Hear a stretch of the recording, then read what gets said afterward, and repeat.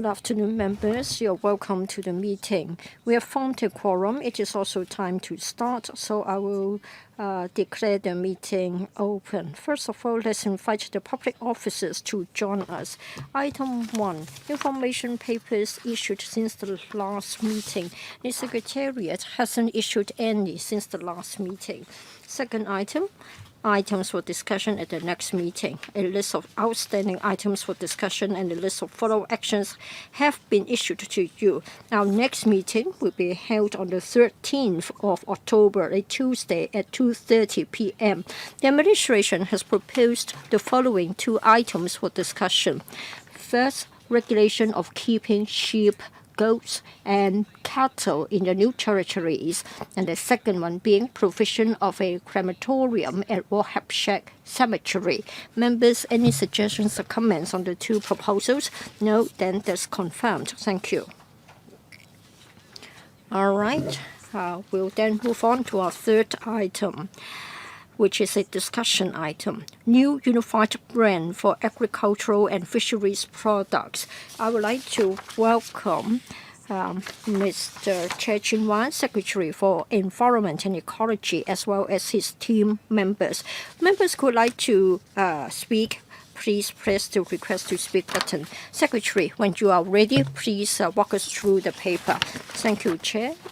Together with my team members, I would like to brief you on the new unified brand for agricultural and fisheries products in Hong Kong, namely Hong Kong Harvest, to implement the target of creating a favorable operating environment for the agriculture and fisheries industries laid down in the blueprint for the sustainable development of agriculture and fisheries. The CE announced in the 2025 policy address that the government will introduce a new unified brand for local agricultural and fishery products in the middle of this year, so as to strengthen the competitiveness of local produce and enhance product awareness and brand value. The core values are high quality, safe, and reduced carbon. We announced in June the new unified brand, namely Hong Kong Harvest, with a logo as well as 2 mascots, and we start to receive applications. On the 4th of July, there was a major promotion activity, and there were game stores, etc., so as to introduce the new brand name to the market, and the market response was most positive. The Hong Kong QAA is a third-party authority and has established a system with certification for producer as well as charter for companion. And then through the logo, you can identify certified local ag and fisheries products. There's also a QR code. By scanning the code, you can get the information as well as the origin of the products, so it will be clear and distinctive to encourage the industry to take part.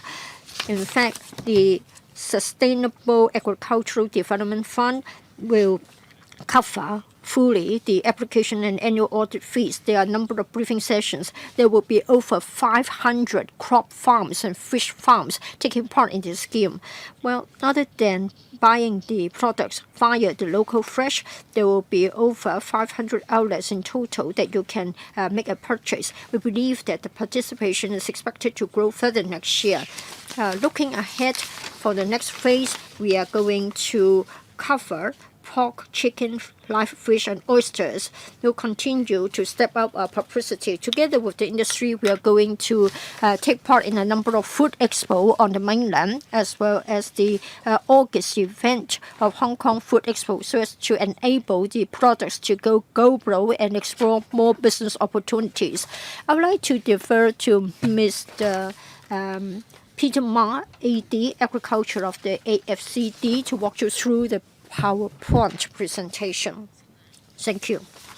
In order to implement the blueprint for the sustainable development of agriculture and fisheries, we want to create a favorable operating environment for our products. The 2025 policy address says that the government will introduce a new unified brand for local agriculture and fisheries products in the middle of the year to strengthen the competitiveness of local produce and enhance product awareness and brand value. Now, for Hong Kong harvest, we have got 4 core values: local, high quality, safe, and carbon reduction. In May, a number of industry briefing sessions were held. On the 6th of June, we made an announcement, and the brand is called Hong Kong Harvest, and we started to receive applications for certification. We engaged the Hong Kong Design Institute to design the registered logo and 2 mascots. Well, for the circular design, it symbolizes the infinite cycle of nature. It also reflects the aspiration for sustainable development of the local ag and fisheries industries. The dual imagery of fish and leaves highlights the close interrelationship between agriculture and fisheries in Hong Kong. The blue eye symbolizes the community's perception and awareness of fresh produce and trust in traceability models. There are 2 mascots: Foodie Boy, who possesses in-depth knowledge of local ag products and a strong commitment to sustainable agricultural development. He helps us discover the traditions and uniqueness of Hong Kong's ag and fisheries and the importance of supporting local production. There is also the Foodie Dragon, a little elf representing the local spirit who is eager to explore the agricultural and fisheries treasures in Hong Kong. And we can also encourage to appreciate the local ag and fish products and inspire pride in our local cuisine. Now, you have got this logo, and you can easily tell whether they are our local egg and fish products. And the important point is about traceability.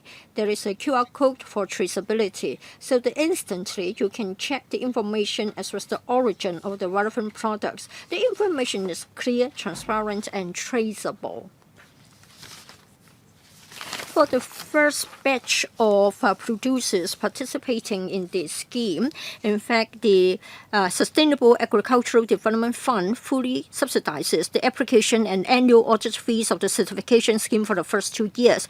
There's also a transitional arrangement to streamline the application process for crop farms and fish farms under the 2 schemes, accredited farm scheme and accredited fish farm scheme, so that such farms as well as local organic farms can easily join the Hong Kong Harvest. It is estimated that over 500 crop farms and fish farms will participate in the scheme this year. For the first group of companions, or rather for the first batch of producers, their produce would be available for purchase via Local Fresh. The products are also distributed through approximately 70 retail, catering, and hotel merchants, spanning over 500 outlets in total. We believe that the participation rate is expected to grow further next year. And then for the industry, it has got a grant of $15 million from the SADF. And then the Hong Kong Quality Assurance Agency, Hong Kong QAA, has been engaged as a certification body to establish the credibility of Hong Kong Harvest. Having made reference to experiences from mainland overseas and consulted the industries and stakeholders, the Hong Kong QAA has tailor-made a rigorous certification testing and traceability mechanism for local ag and fisheries products. We have 2 parts: certification for producer and charter for companion. The certification for producer is to include producers engaged in commercial production in Hong Kong, and they must be licensed and they follow the production standards and methods set out by the FCD, and their products must meet food safety indicators and testing requirements. In the process of certification, the producers must produce the production records as well as the shipment records, and there will be site visits and there will be random sampling testing. For those who successfully pass the certification, they will receive an electronic certificate specifying the main categories of products they can offer. Well, for this scheme, we have a number of regulatory measures. First of all, there will be regular sampling and testing, and the FCD will regularly sample and test the products. They will continue to provide technical support services to the crop farmers and fish farmers.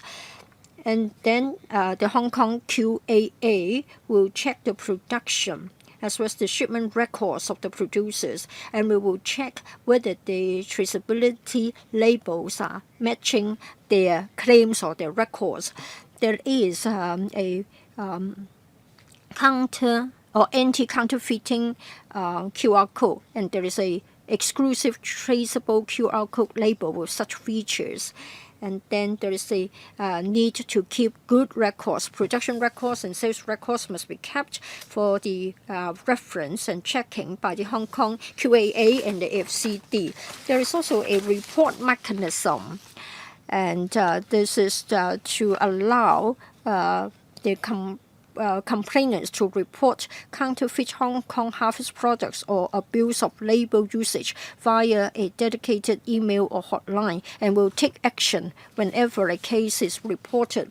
Let me talk about the food safety testing. The FCD will regularly test the products of the crop farms and fish farms under Hong Kong harvest.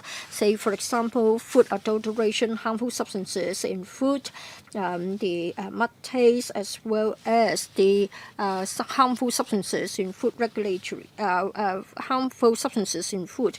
And we'll also check the metallic contamination of the products.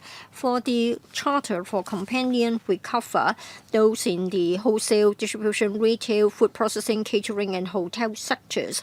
And they must have procured Hong Kong harvest products within the past year, and they must hold a valid business registration or business license. At the time of application, they have to supply their purchase records, and they must provide the information requested by the Hong Kong QAA for the purpose of matching for certification. And the eligible operators will be issued with an electronic certificate bearing QR code, along with promotional stickers for display in their stores for demonstrated support, and to allow their clients to check the information, so we can see what it looks like from the slide here. There will be a lot of expected benefits. First of all, the most important point being raising the image of local agricultural and fisheries products through a credible third-party certification and traceability mechanism. And therefore, we can address the public's expectations of food safety and transparency in product origins, so that they can buy and eat with peace of mind. There will be synergy with leisure farming and fisheries, and this will allow the public to experience in-person operations of local crop farms and fish farms, and Hong Kong Harvest helps premium products from such farms to tap into the mass market. And in fact, this can also promote sustainable development. It will enhance our market competitiveness, enhance the income levels, and thus attracting the younger generation to join the industries. In the long term, it will attract more investment. It will raise the quantity, quality, and value of the produce. And we will also promote the concept of farm to table, so that there will be a collaboration effect, and we would like to have a win-win situation. Therefore, hotels, schools, etc. are encouraged to purchase the local products, and they can develop diversified menus with Hong Kong characteristics. Well, in fact, we will step up our publicity and promotion. The industry has got a grant of $15 million from the Sustainable Fisheries Development Fund. The Ocean Park Hong Kong has been engaged to launch comprehensive promotional campaigns for publicizing Hong Kong harvest. Since June this year, Ocean Park Hong Kong has leveraged outdoor advertising, thematic websites, social media platforms, coupled with a number of outreach activities, workshops, and other activities to raise the awareness of Hong Kong harvest. We have corporate promotional activities like lunches as well as workshops. For this way forward, or the next stage of work, we will enhance the certification mechanism and operational details. In the next phase, we plan to include other products like pork, chicken, live fish, and oysters. and will set up the publicity with APIs as well as videos for the social media platforms.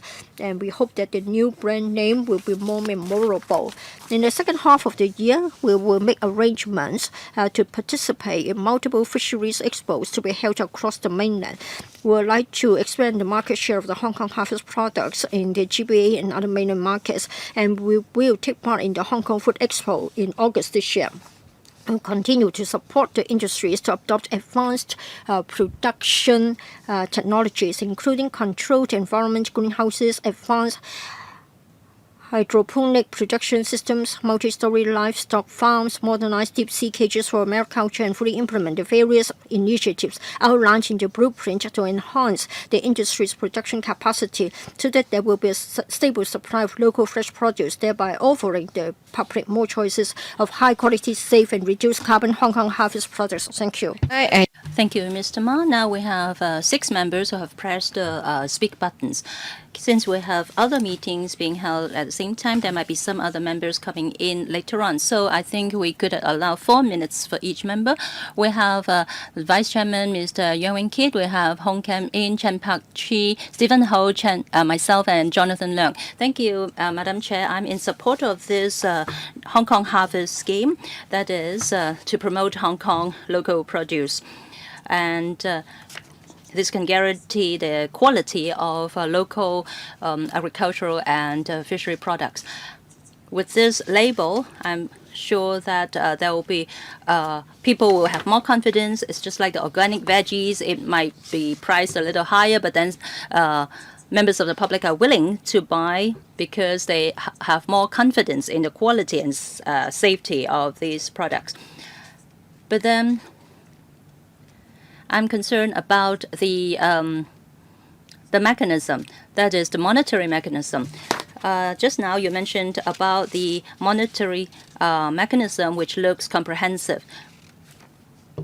As I mentioned just now, with this Hong Kong Harvest label, the produce could be sold at a higher price. How could we avoid producers who exaggerate the quality of their produce? They might collect the produce from different markets and then stick on the label and then sell them at a higher price. How could we avoid that? I understand that you will compare their production and sales. There will be a verification between production and sales, but how are you going to really monitor and also carry out anti-counterfeiting? You have a comprehensive monetary mechanism, but then do you have any penalty? If there are producers who use substandard produce and sell them at a higher level with the Hong Kong Harvest label, how would you identify them? Secretary, please. I would invite my colleague to supplement after I make a brief reply. Well, if we find out that there are counterfeiting of produce, of course we will disqualify this producer. If the producer is to apply again, we will have we will go through a new cycle of verification and check-in. If we find that there are repeated offense, we will there will be enforcement, law enforcement for repeated offenders. Yes, thank you, Chair, and thank you, Mr. Young, for this brand, Hong Kong Harvest. The core quality is about accreditation or verification and high quality and safe food produce.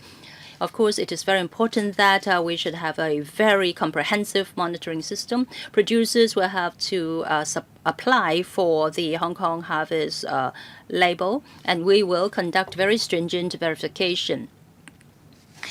Before registration, we will conduct verification.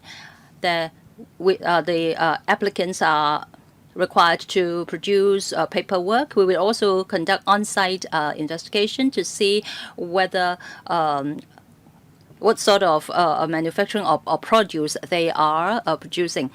For successful registration,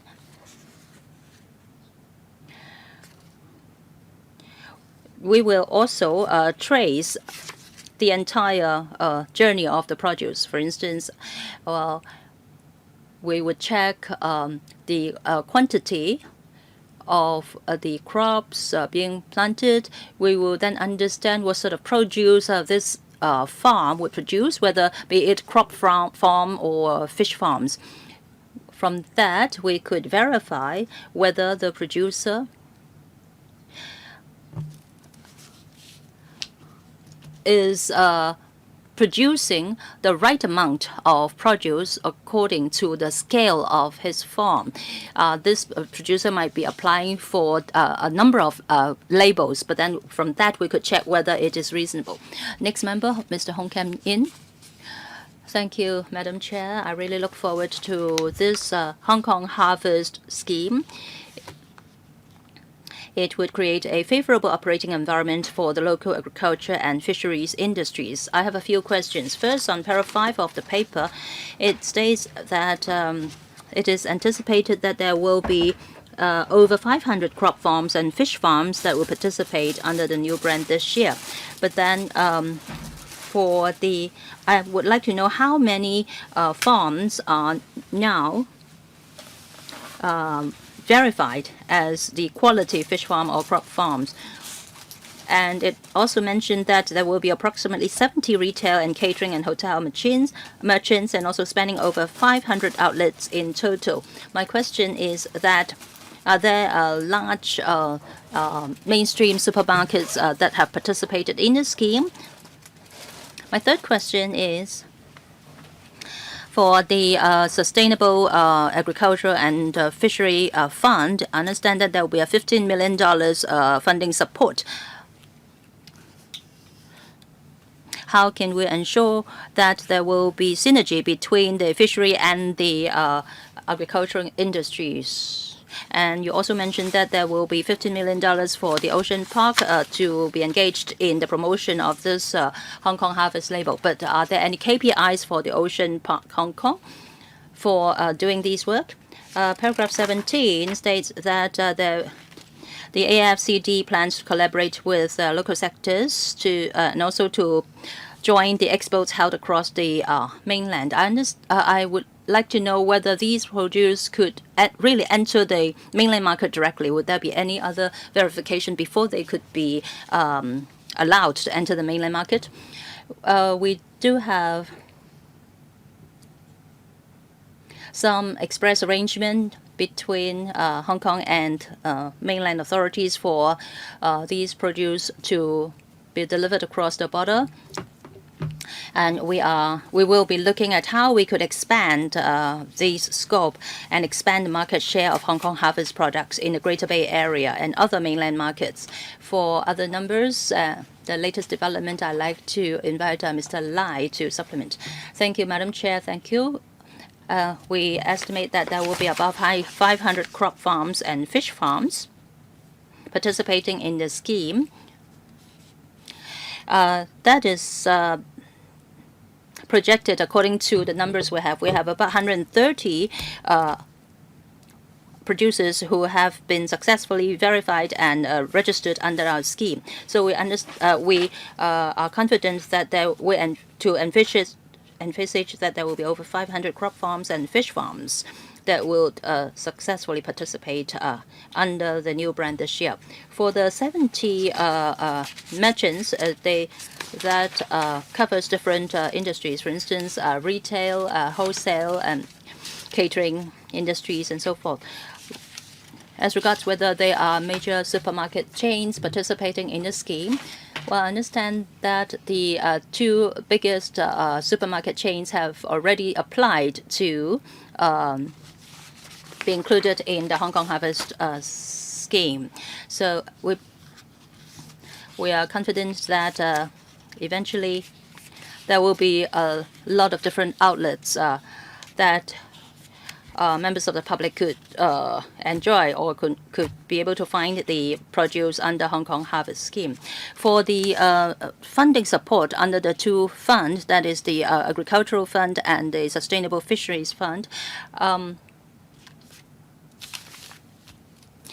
for the agricultural fund that is basically used for verification conducted by HKQAA. As for the fisheries, sustainable fisheries fund that will be allocated to the ocean park to conduct promotion activities.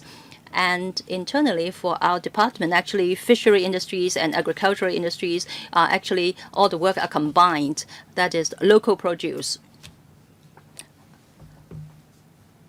As regards entering the Greater Bay Area markets, we have very close collaboration with the mainland authorities.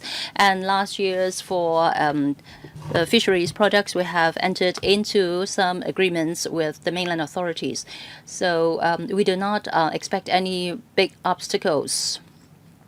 For the GBA markets, we actually have to work harder to see how our produce could enter the GBA market. We have some experience in this regard. We hope that we could accumulate more experience so that we could do better. Next, Mr. Chen Pok-chi. Thank you, Madam Chair. Regarding the Hong Kong Harvest scheme, well, I think for the next stage, we should invite more catering industries and other sectors to join. We actually, for instance, in hosting activities for external or foreign guests, we should use more Hong Kong produce. We should also strike a balance so that the producers could have the guarantee of the cost for labor and other production costs, and also how we could meet the requirements for future demands. Secretary? Yes, we are promoting local produce. We are working with different catering industries in Hong Kong so that we could promote more of the Hong Kong produce. And internally for the government, we would also try our best to promote Hong Kong produce. Mr. Lai?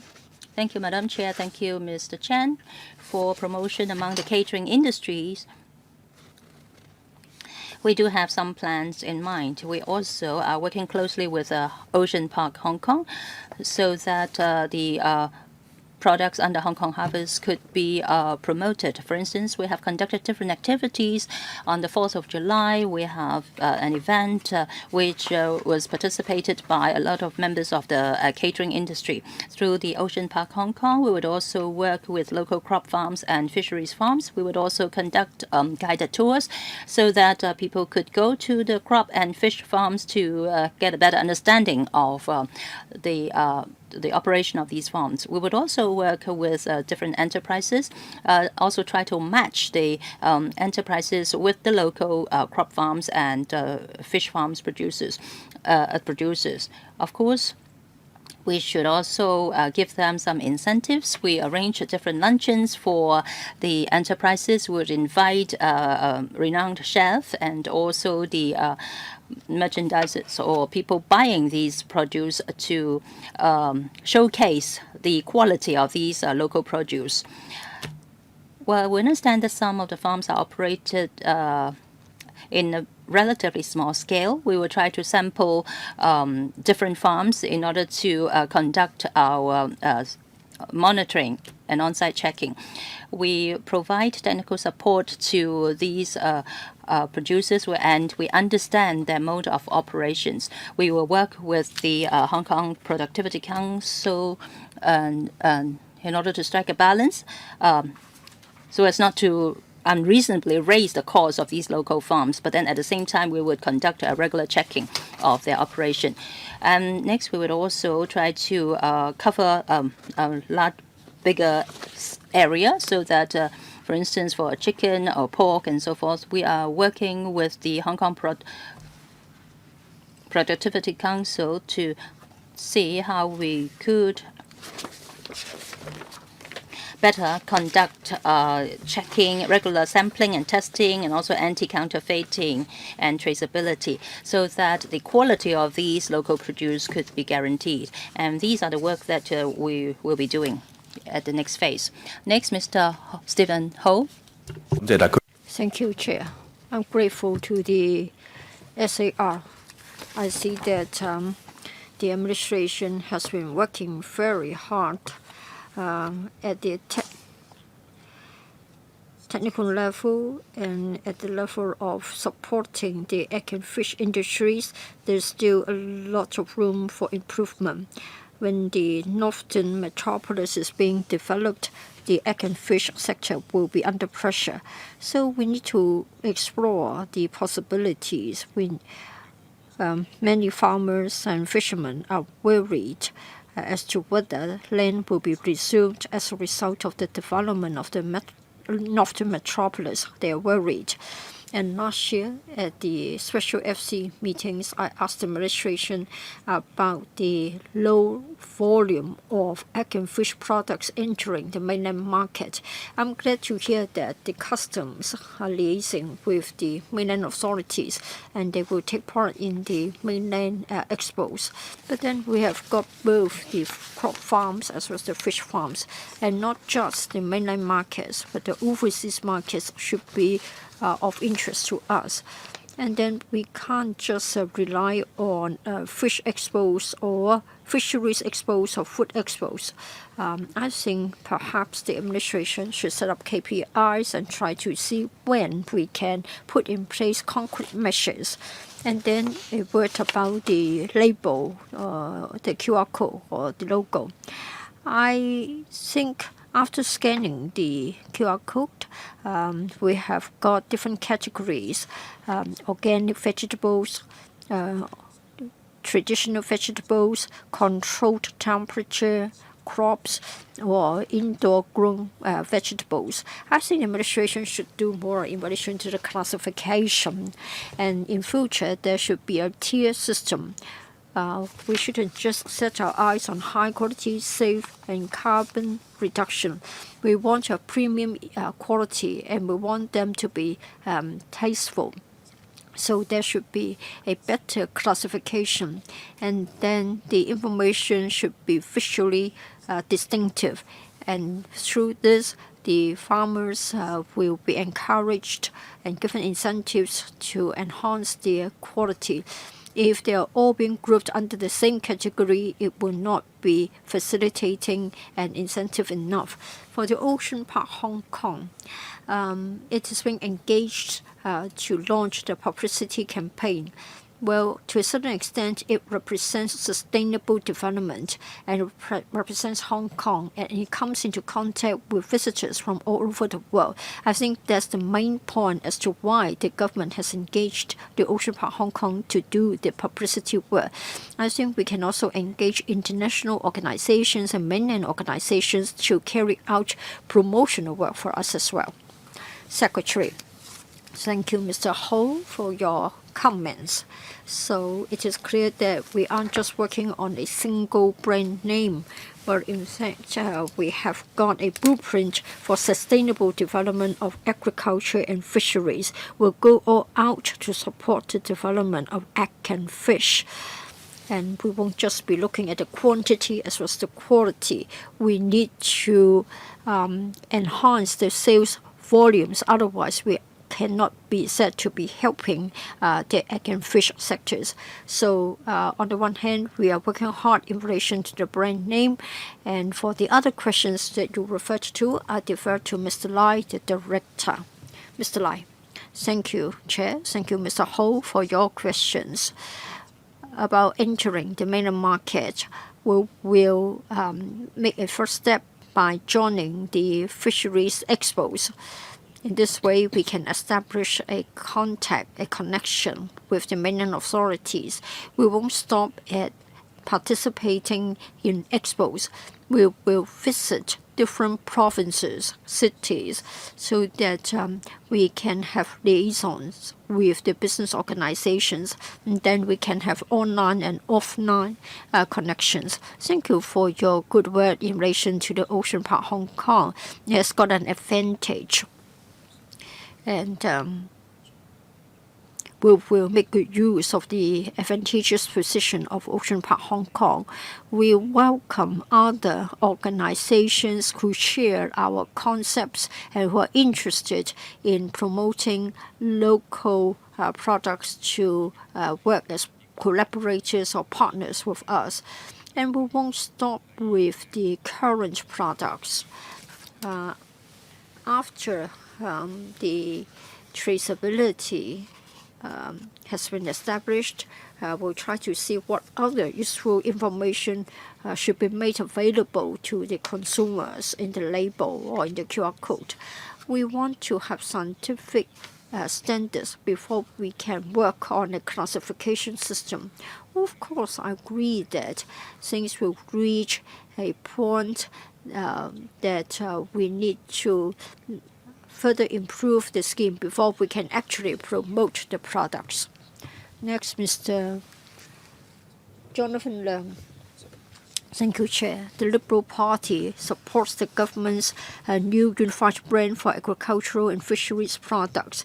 We believe that developing the local egg and fish industry, encouraging local consumption, will reduce cross-boundary travels and we can be greener. And this way, it will help us to move towards the goal of carbon neutrality. Now, I've got 3 questions. The industries would like to purchase the local products, but then quantity-wise and quality-wise, they are less competitive than imported ingredients. I know the government is working hard to raise the volume of production. New technologies, innovation are being relied upon to enhance the volume. You want to add pork, live fish, chicken, etc. to the scheme. Do you have a clear timetable, and when do you expect the supply to stabilize? And secondly, we want to have something new to be introduced, but we need to tell a good story. We want to establish brand names.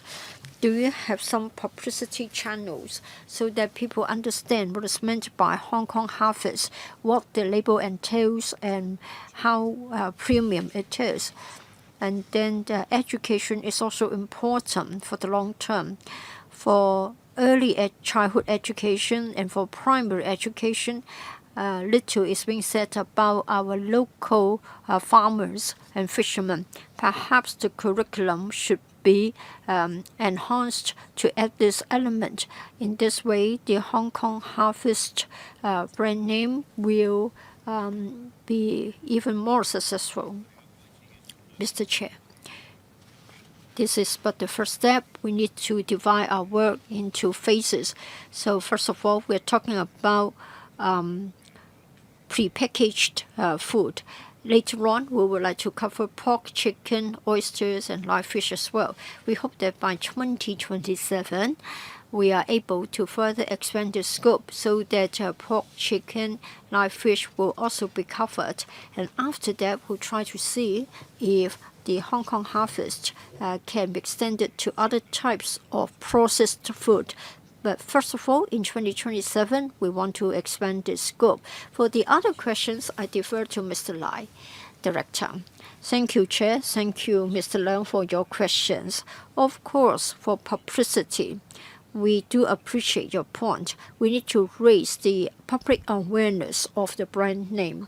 Now, for the Ocean Park Hong Kong, well, what we want to do is that we want to have more focused publicity for selected premium products.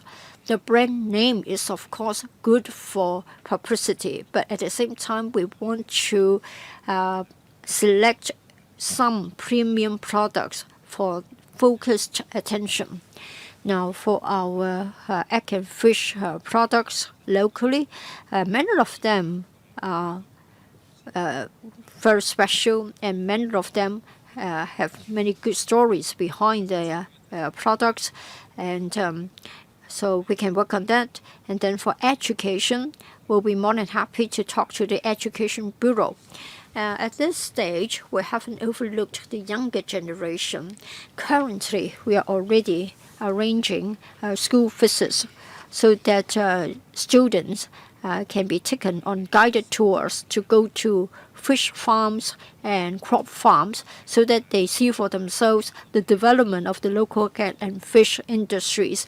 And then they can take the message home. They can tell their parents when they get home about our local products.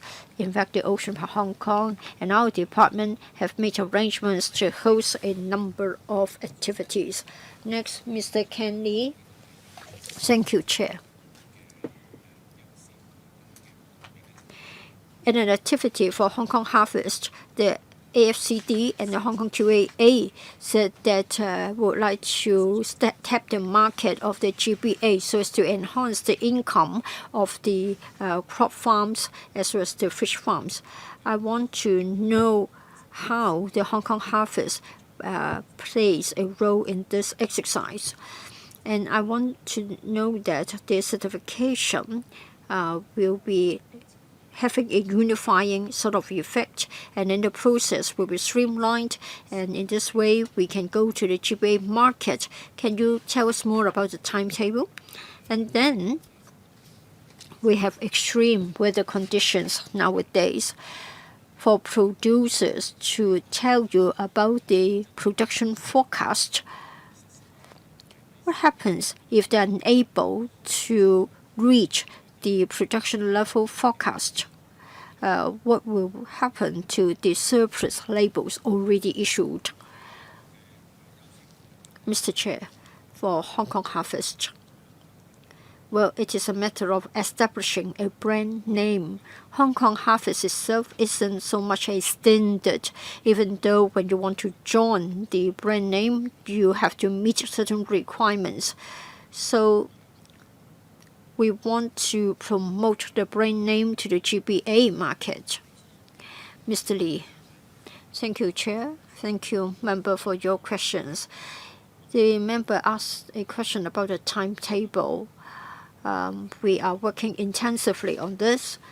Come later in the year, a second batch of egg and fish products will enter the mainland market.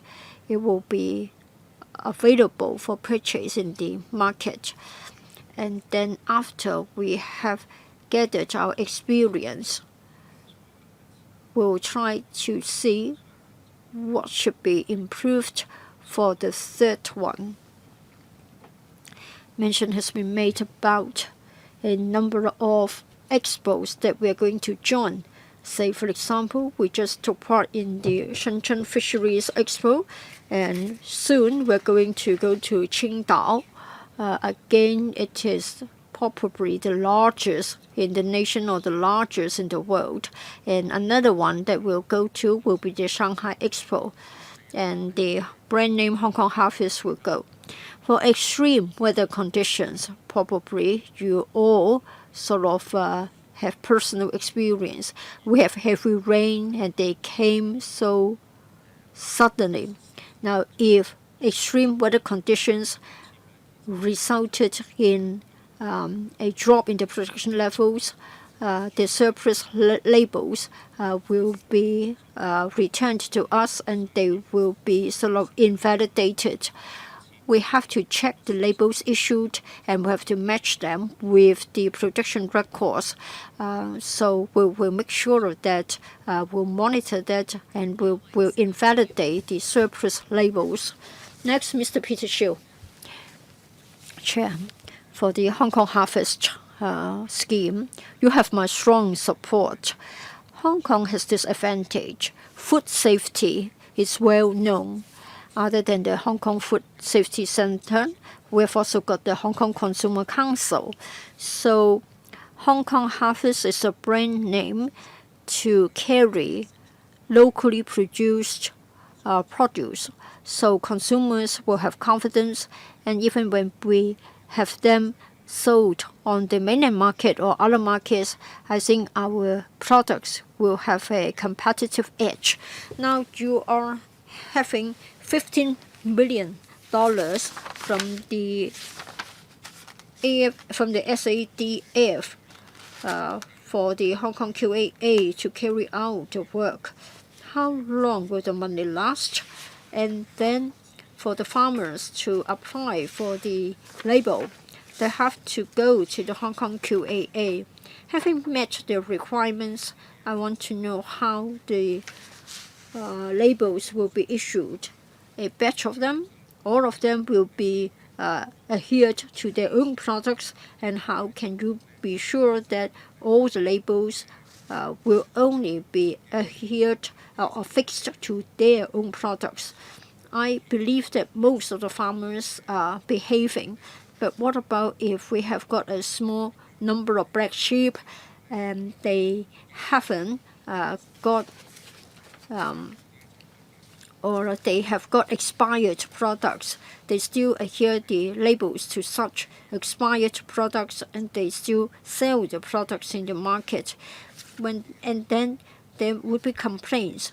So such products with expired dates what will happen? So I want to know whether they can still keep their certification with you. For how long can they keep the labels, and when must they return the labels to you? Secretary? Yes, this is really about the operation of the scheme. Mr. Lai, I would like to defer this to Mr. Lai. Well, for the funding given to the HKQAA, it will last for 3 years. Basically, it's for them to develop a system, a certification system, and also to receive applications, to process the applications and do verification. So that would last for 3 years. For the successful applicants, we will issue a certification to them, which means that their farms have already met our certification standards to produce quality products under the Hong Kong Harvest Scheme. And after they have produced their products, we would, according to their the amount of what they have produced, the HKQAA will give them the labels that they would require, and those labels will lapse after a certain period of time. So there will be an expiry date of those labels, and the Productivity Council will also conduct regular checking to see how these labels are used, whether they are adhered to the right products, and will there be any abuse of the use of these labels. So we will conduct monitoring of the use of these labels. All right. The last one is myself. I have some questions. First of all, the new unified brand for agricultural and fishery products of Hong Kong, that is the Hong Kong Harvest Scheme. Well, just now we heard you mention about the activities organized by your department. There are different site visits to crop farms and fish farms, and even for electrical members, many of us have joined those tours. We have also seen the QR code and the labels and the promotional and publicity activities that you have conducted.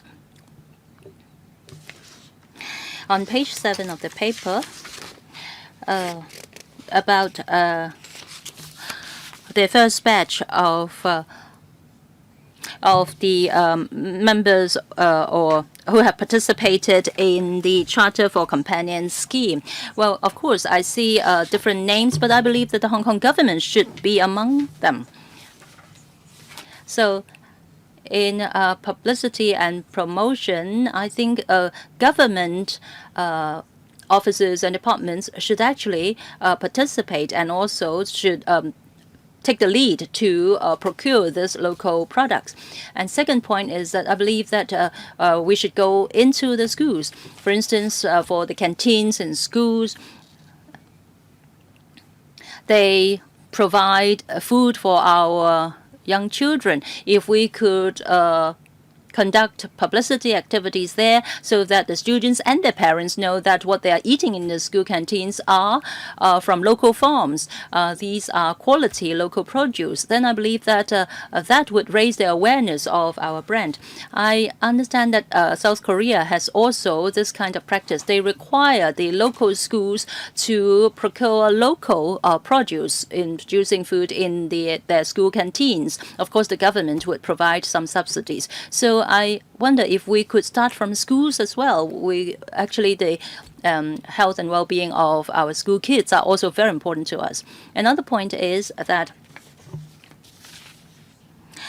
you have a platform for direct delivery of local fish and agricultural products, but then they are actually not used by a lot of consumers. I've tried their service as well, and there is a concession of $370 for on that platform. But then for other platform, if you buy the same amount of food from other platforms, they charge you over $240. So our price here is not very competitive. So even they are quality produce, local consumers might compare their prices and eventually choose other platforms to buy these local produce. How can we ensure our competitiveness?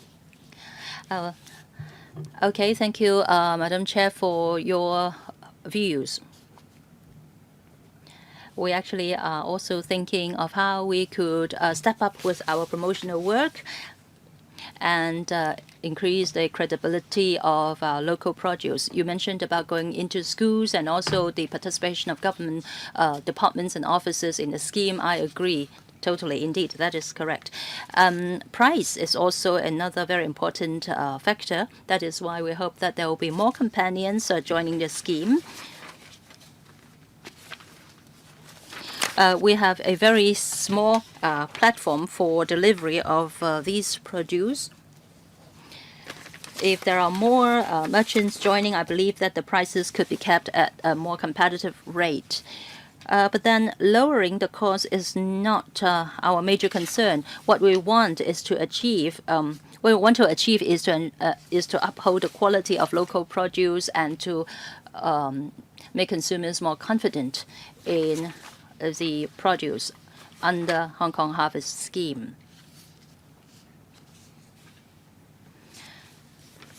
I'd like to see if Mr. Lai has any supplements. I think the Secretary has already made it answered very clearly. Under the scheme, the Hong Kong Harvest Scheme, we hope to enhance people's confidence in local produce. And when people have confidence in local produce, if we are able to attract more local farms joining the scheme, and with more members joining the scheme, the overall cost could be lowered, and we could make the prices of our local produce more competitive. But we believe that the value is in the brand itself. All right, we still have some time left. We have a member who has pressed the button as well for the second round. All right, Mr. Stephen Ho, 3 minutes, second round. Thank you. Mr. Lee asked about extreme weather conditions. Well, I believe that it is easy for the government to avoid the labels that they have issued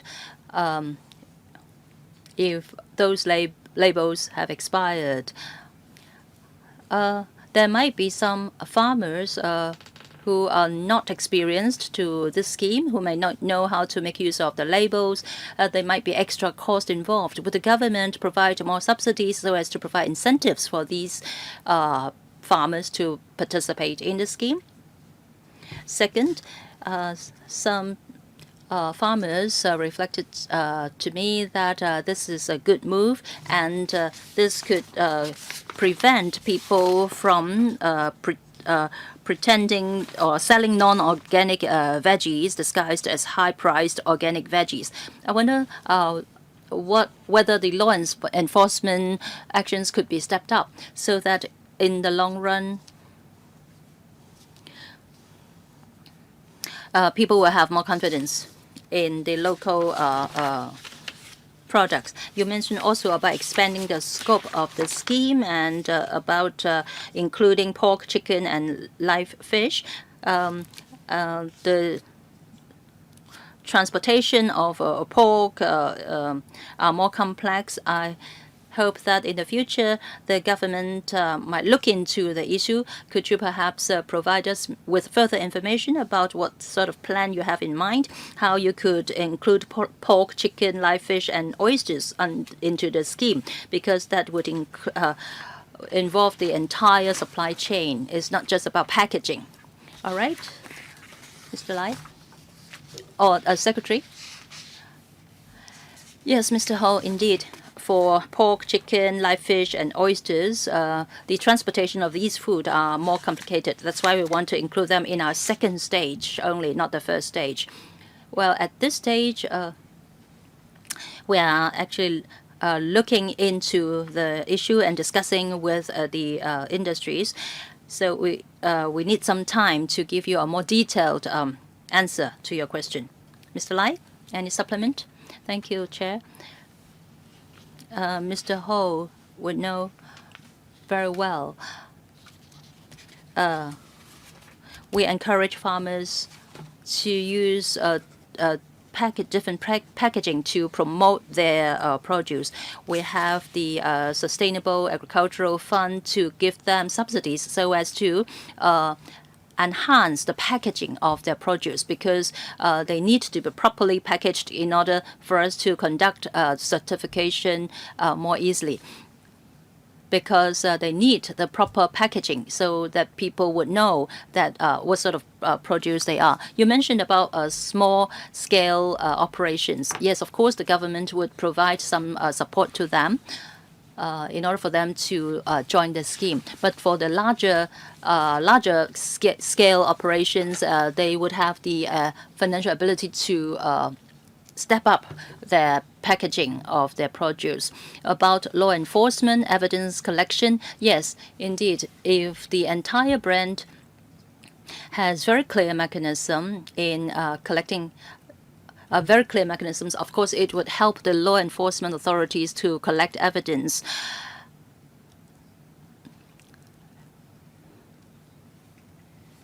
If we have a very comprehensive and a robust system, then it would make it more difficult for people to disguise non-organic produce as higher price organic produce. We have a kind of requirement for the packaging of these produce. Then it will be more difficult to have counterfeits. All right, thank you very much. This is the end for the discussion of this item. We'd like to thank the Secretary, Mr. Jie, and his team. Let's move on to the next item. And at the same time, we would like to invite the government officials to enter the meeting room before we start discussing the next issue. That is item 4, combating illegal fishing. We'd like to welcome the Undersecretary for Environment and Ecology, Ms. Diane Wong, and her team.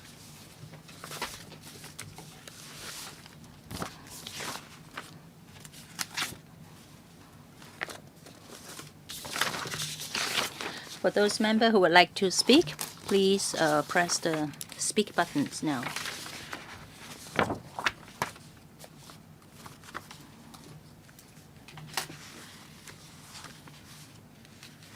Welcome.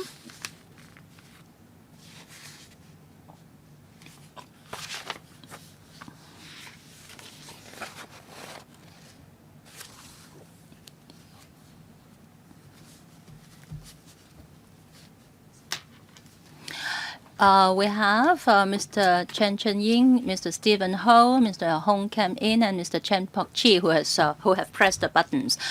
We have other meetings being conducted concurrently. Other members may join us later on. Let's first invite the Undersecretary, Ms. Wong, to walk us through the paper. Thank you, Madam Chair. Members, good afternoon. we would like to introduce to members about the work that we have been doing on combating illegal fishing. The government is committed to combating illegal fishing activities in Hong Kong waters. The fisheries project, the government department conduct different illegal activities, and there are site monitoring, and we continue to optimize its patrol routes to conduct targeted operations, especially at illegal fishing black spots, such as in Shek Ngao Chau and Cat O. And in intercepting illegal fishing vessels, there are a lot of challenges. These illegal fishing vessels would very often switch off their navigation lights and obscure their vessel numbers. They carry out illegal operations, and the AFCD, with the support of Marine Region of the Hong Kong Police Force, that is the Marine Police and the Marine Department, we conduct joint operations. And from April 2026, we proactively conduct advanced strategies against illegal fishing. There are also multi-channel intelligence network. We also have a hotline for reporting illegal fishing. We also work with the neighboring authorities across the border to conduct joint operations. We have different softwares to conduct evidence collecting and also conduct joint operations. In addition, the AFCD also make use of technology to detect this kind of illegal fishing activities. We have real-time monitoring of the waters, and we also have AI tools to detect illegal fishing activities in marine parks or marine reserves, which assist the enforcement team in planning patrol times and routes. The government also have made use of unmanned drones to collect evidence and also to conduct operations. Since April this year, we have, within 3 months, conducted different operations, and there are very good results for these surveillance and also joint operations. And so in recent years, there is a reduction of these illegal fishing activities in the Hong Kong waters. And looking ahead, next step, we will work first on deepening cross-waters law enforcement collaboration. We are discussing with Shenzhen Municipal Marine Comprehensive Law Enforcement Team to carry out more planned and also precise operation. We also will deploy unmanned aircraft for patrols in Hong Kong waters, and we would also invest making different investments to enhance the or to have diversified measures to conserve the fisheries resources. And my colleague will introduce the work or the areas of work that we have done through the PowerPoint. Thank you. Dr. Jim Chu, please. Thank you, Chair. The government is committed to combating illegal fishing activities in Hong Kong waters. There are two relevant pieces of legislation. The Fisheries Protection Ordinance, which regulates against illegal fishing activities with a maximum fine of $200,000 in imprisonment for 6 months. The other one is Marine Parks Ordinance, which regulates against illegal fishing activities in marine parks and marine reserves. Offenders are liable to a maximum fine of $25,000 in imprisonment for 1 year upon conviction. The Egg and Fish Department has set up a dedicated sea enforcement team which adopts a risk-based strategy. We conduct round-the-clock and irregular patrols and law enforcement actions. Altogether, 12,000 patrols were carried out over the past 2 years. And in fact, to strengthen coordination and responsiveness of joint operations, the Security Bureau, FCD, Marine Police, the Marine Department, Immigration Department have initiated an interdepartmental task force model since April 2026, establish a close notification mechanism with the Guangdong Provincial Marine Comprehensive Law Enforcement General Brigade and its law enforcement teams. We exchange intelligence. We also rely on local fishermen associations to utilize their maritime networks to gather intelligence regarding illegal fishing, and it helps the department to obtain more accurate information on latest trends and black spots. We have an illegal fishing report hotline, and we leverage on technology to gather the evidence with the vessel surveillance system and with the video analytics system. And in fact, over the past 2 years, a total of 410 joint enforcement operations were conducted, both interdepartmentally and in collaboration with the mainland authorities. We successfully prosecuted 59 illegal fishing cases, and with the highest penalty of $20,000 imprisonment of 2 months, and there was the confiscation of fishing gears. And for the first 3 months upon initiation of the interdepartmental task force model, we intercepted 7 vessels and prosecuted 19 persons involved. It is a joint effort with the Marine Police and the Marine Department. We publicize the enforcement accomplishments in combating illegal fishing through press release and social media platforms. We maintain our communication and publicity efforts with fishermen organizations and fishermen through regular liaison meetings. In the third quarter of this year, we'll be signing the framework arrangement for cross-boundary collaboration on marine and fisheries law enforcement with Shenzhen Municipal Marine Comprehensive Law Enforcement Team. We'll also strengthen precision and smart enforcement by deploying unmanned aircraft for patrols in Hong Kong waters, and will also enhance the capability of our vessel surveillance system. We will restore fisheries and will deploy artificial reefs, and will have a long-term monitoring of the overall fisheries resources. We organize school seminars on marine conservation to enhance young people's understanding on marine conservation work. Thank you. Thank you, Dr. Chu. First of all, Mr. Chen Chen-ying. Thank you, Chair. The paper mentions interdepartmental operations and joint operations with the mainland have been carried out. There were a lot of prosecutions. Well, there are different formats of illegal fishing: snake cage, unregistered vessels, or using prohibited fishing gears. So I want to know about the major groups, major types of illegal fishing. And what about vessels? For major merchant vessels, they have an identification. For small sampans, it's difficult to identify them. Among the cases of arrest, were they mainly the medium to large scale vessels, or were they sampans? That's my first question. And secondly, for ship owners or vessel owners found repeatedly engaged in illegal fishing, they would at most be fined or have their fishing gear or vessels confiscated. What about consideration of stepping up the penalties? And then for the exchange of intelligence with the mainland. For vessels coming to Hong Kong and found to have illegal fishing, we're not able to intercept them, and then the mainland authorities will be notified. Did they tell us if Hong Kong vessels also went to the mainland for illegal fishing? If we have got such information, it shows that we have been effectively exchanging intelligence, and then by joining hands, we can stamp out the illegal fishing activities. And the Secretary, about the categories, I will give a reply, and then for the actual operational details, I defer to the department. Between 2025 and 2026 June, the FCD successfully prosecuted 16 cases in relation to illegal fishing, 2 referring to trawling, and then 1 breaching the conditions of local licensed vessels and engaging in prohibited activities. 1 has got registration, but then the fishing activities were carried out with an engine horsepower exceeding the permit.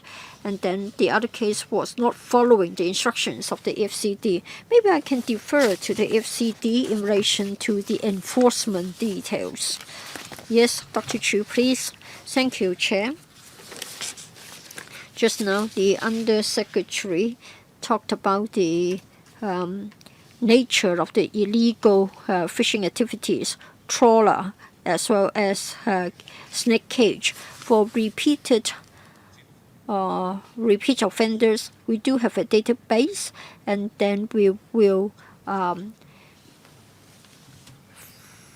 trace such fishing vessels to prevent them from having illegal fishing activities again. If we are not able to intercept the vessels involved, we'll notify the mainland.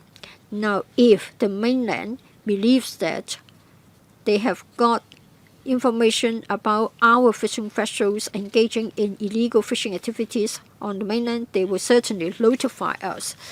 Madam Chair, for the cases of arrest, what about the size of the vessels? Larger ones or sampans? Yes, were they sampans? Usually medium length, 10 meters or so in length. For trawlers, they may be longer, 20 to 30 meters long or even larger. All right, the next to ask questions will be Mr. Stephen Ho. Illegal fishing. Well, the LegCo has been very, very concerned about it. Since 2021, we talked to the SAR government. Since we banned trawling, the fishery resources and the fish catch should grow steadily. But then evidence collection and also establishing a case remain in the same format. It's difficult to prove that a fishing vessel belongs to a particular owner. The FCD has got limited resources. The department may not be able to intercept all the illegally fishing vessels, like 20, 30 coming together. At most, they would only be able to sort of tell them to leave the Hong Kong waters. And then most got a fine of a few $1,000s, a few tens of $1,000s, a far cry from the maximum level of fine. And this is most unsatisfactory. I believe the Hong Kong government should make greater use of the legal provisions. I think in terms of abusing evidence, things should be made easier. Mr. Chen Chen-ying said that, in fact, many of them are larger, medium-scale vessels. They have the AVS, and then like if a fishing vessel has no justification to come to Hong Kong on a daily basis, and yet it is found that they come every day, then they should be asked to give an explanation. And then many of them have got a license to catch fish here. If they are repeat offenders, their license should be revoked. We have written to the central government, and the national laws concerning fishing were amended to a certain extent. Now, there was an argument as to someone should be banned for life from fishing if he has been convicted of illegal fishing. Ultimately, the fine was increased substantially, but there was no ban. So I think there should be a better dialogue concerning the management of fishing activities. Now, if you try to have a joint operation, a lot of resources are involved, a lot of manpower, and a lot of departments are involved. So I think the SARG must consider other approaches. You have unmanned drones. I think you can rely on facial recognition. They are good at blocking the registration plate. If you are not able to produce evidence about the registration number of the fishing vessel involved, it's difficult to convict. Now, you have been very smart in bringing dozens of people to justice, but then that should not be the end of the story. So please tell us as to what you will do in terms of deploying more scientific ways of abusing evidence. Undersecretary. Yes, I will try to answer the questions, and then for the details, they will be supplied by the AFCD. In April, as I have said, when we started the interdepartmental task force model, we have seen significant results. We are able to fine-tune our strategies, and we are in a better position to intercept the suspicious vessels. And for the first 3 months, we stopped 7 vessels and 19 persons were arrested.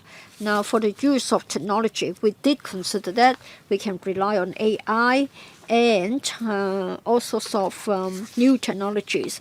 And in fact, when we intercept the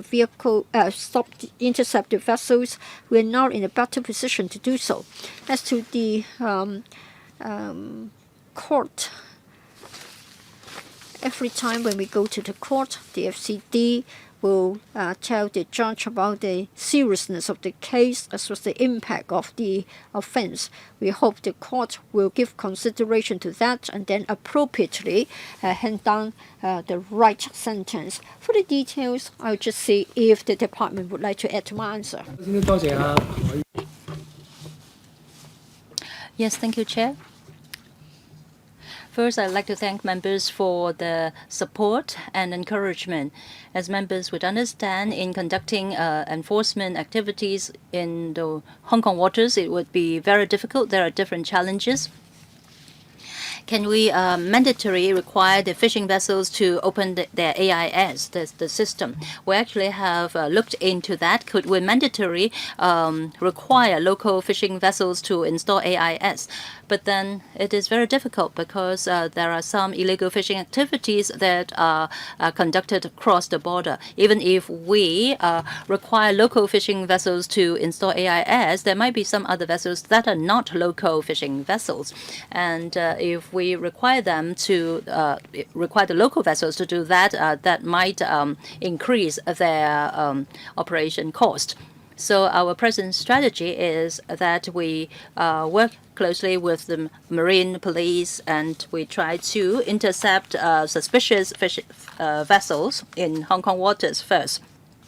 Even if we can't do that, if we fail to intercept them, if we find that they are moving across the border to the mainland waters, we will inform the relevant authorities across the border to follow up. Thank you. Next, Mr. Hong Kam Yin. Thank you, Chair. I am in full support of the government in combating illegal fishing activities in Hong Kong waters.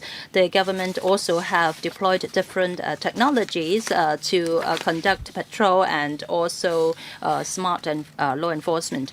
In the paper, it is mentioned about the AIS, and also there are testing points, the video analytics, and has there been any successful law enforcement, that is to arrest illegal fishermen or fishing activities? And I understand that there is also the beyond visual line of sight operations that would gather and analyze flight data. And I'd like to know if if the privacy ordinance would have to be considered here. And what about the low altitude economy, the development of low altitude economy, and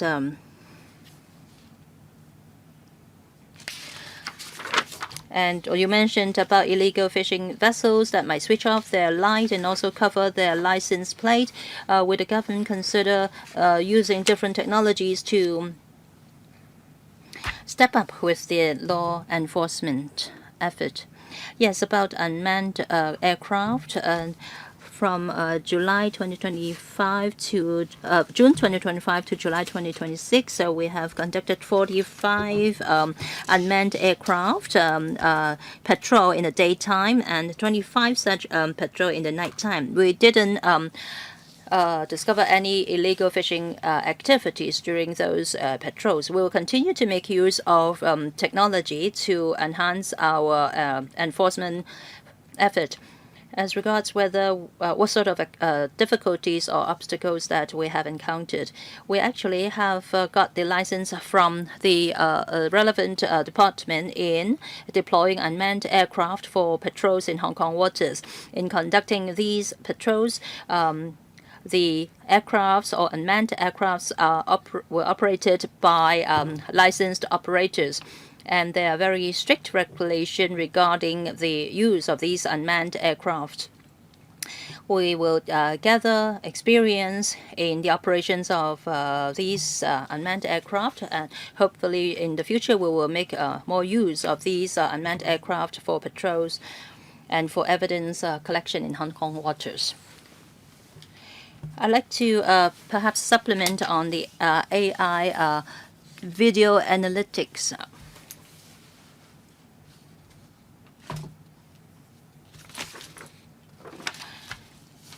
We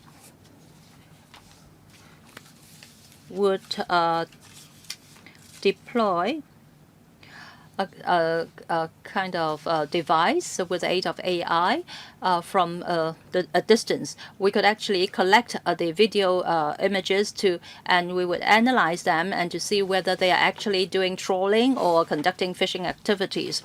But then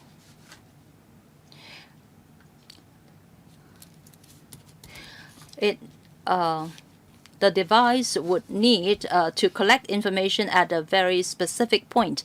It will not really do extensive patrol on the waters. For AIS,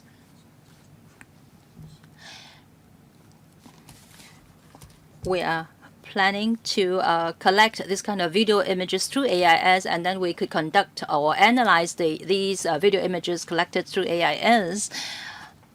Then there will be higher chance for us to detect illegal fishing activities. Though we might not be able to know the license plate number of these vessels, we will be able to follow up on those suspicious vessels and to conduct follow-up actions.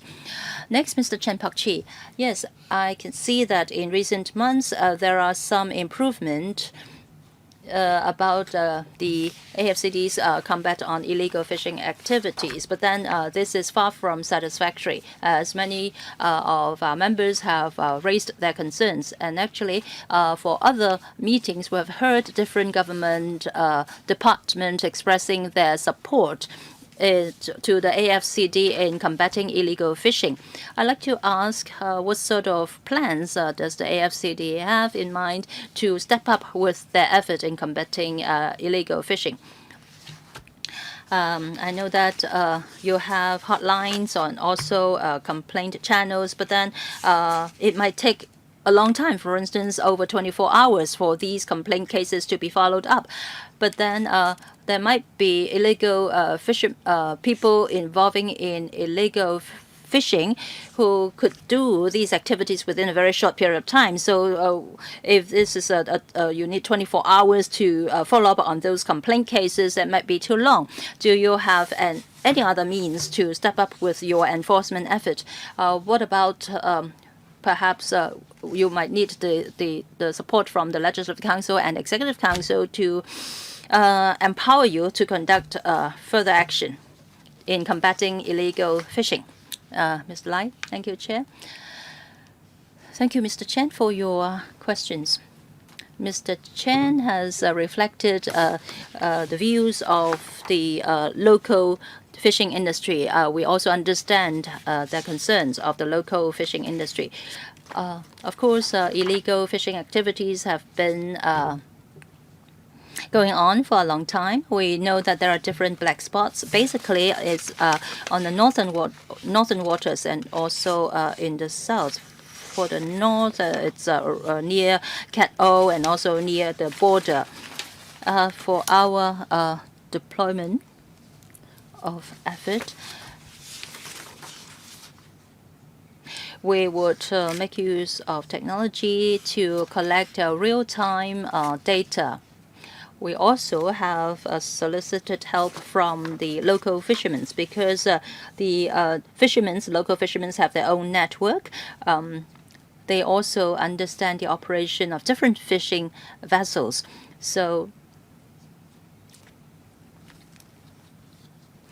we could fully utilize their maritime networks to gather intelligence regarding illegal fishing. But then there are a lot of difficulties for law enforcement. Even if we have enough evidence, we may not be able to intercept these illegal fishing vessels. We have a collaboration from the Marine Police.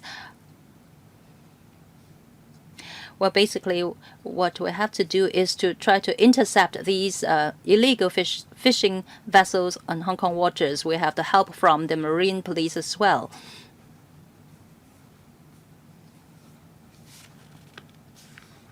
Of course, it is also very important for us to collaborate with the mainland authorities. For instance, we also have exchange of intelligence and also to make them better understand about the work that we are doing in Hong Kong, and so as to make them know that we are committed in combating illegal fishing in Hong Kong. All right, it's my turn for combating illegal fishing. I think this issue has been discussed at every session of the Legislative Council, especially on our panel on food safety and environmental hygiene. Well, this actually has a great impact on our local fishermen. For instance, it might affect their livelihood as well. For these illegal fishing, they conduct the fishing activities on Hong Kong waters. It might damage Hong Kong fisheries resources and marine ecosystem. We have been discussing these issues for years, but when I look at the penalty for fisheries protection ordinance, offenders are liable upon conviction to a maximum fine of $200,000 and an imprisonment for 6 months. But then for para 11 of the paper, we can see that the maximum fine is only $20,000 and imprisonment of 2 months only.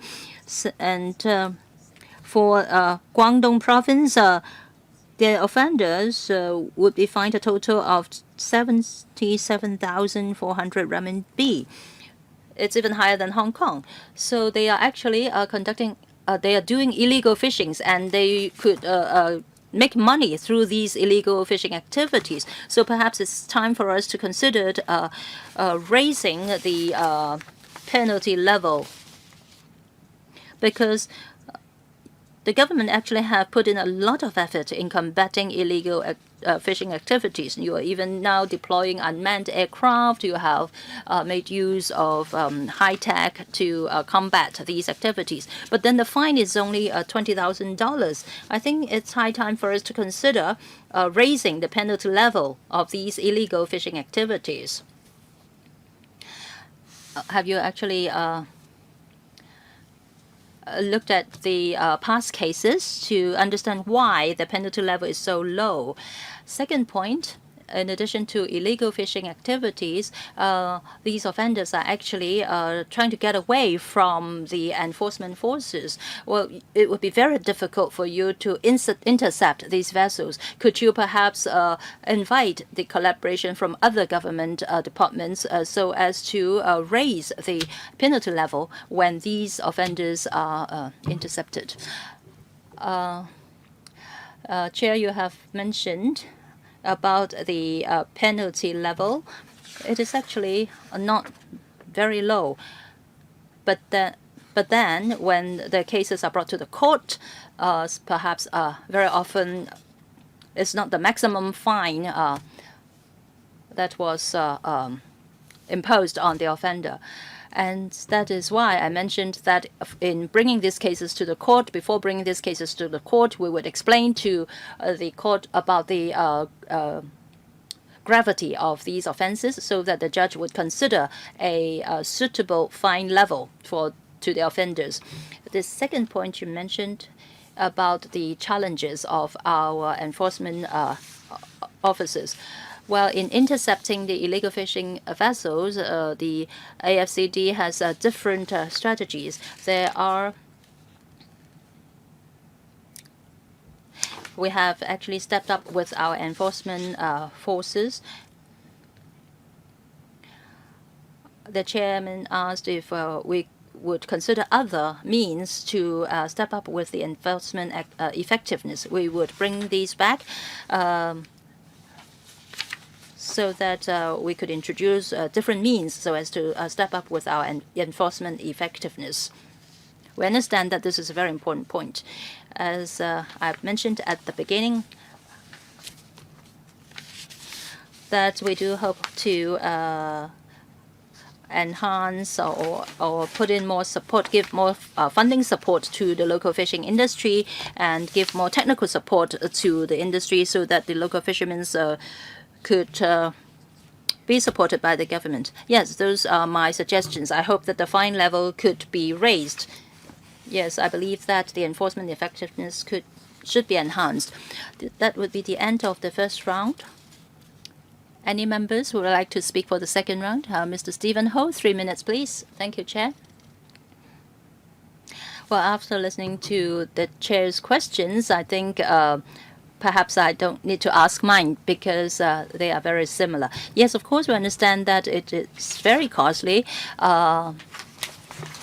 for the government to intercept these illegal fishing vessels. These operations would be dangerous. We would have to put in a lot of resources to conduct these operations. Yes, I agree to all that. But then, if you look at paragraph 8 of the paper, we have made the suggestion, that is from the government's, the background brief of the LegCo paper. It's mentioned about whether we could make use of the paintballs so that these illegal vessels could be identified even if they could not be intercepted. Well, just now I mentioned about AIS. It's not just in Hong Kong, and I believe that the vessels on the mainland waters should make use of the AIS as well. It's for their own safety. Well, these would enhance safety in the waters. So this is very important. It's not just for Hong Kong fishing vessels. It's for the mainland ones as well. Well, from the results, we could see that it's not that the AFCD has not explained clearly to the court, but then from the results, we could see that very often the court would just impose a very low level of fine to the offenders. And that's why the chair suggested whether we could double it up to $400,000 fine. Well, is it because we have not explained very clearly to the court? I don't think so. But from the result, we could see that the court very often, when the cases are brought to the court, the judge would just make a very low level of fine. Could you perhaps explain to us what sort of communication your department has made with the court? Any reasons for that? Undersecretary, please. Well, as to the sentencing by the court, of course, it's a matter for the court. It's a court's decision. Well, other than individual cases, members' suggestion can be reflected to the relevant authority through the proper channels. We try to see if the sentence can be enhanced appropriately in the future. For the paintballs, the FCD would look at the operating circumstances to assess the effectiveness of adducing evidence. If appropriate, we can consider introducing the use of paintballs. All right. Does any other member wish to speak? If not, that means that's it for this item. I would like to thank the Undersecretary, the AFCD, as well as your teams, AOB, for the last item. Very efficient today. No items on the AOB meeting agenda.